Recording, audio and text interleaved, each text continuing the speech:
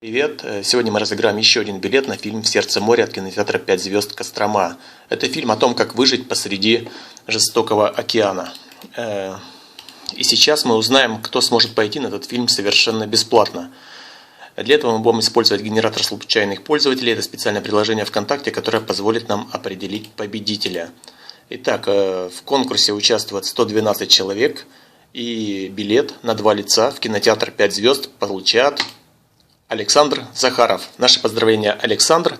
Ну а всем остальным не отчаивайтесь. Впереди еще один розыгрыш.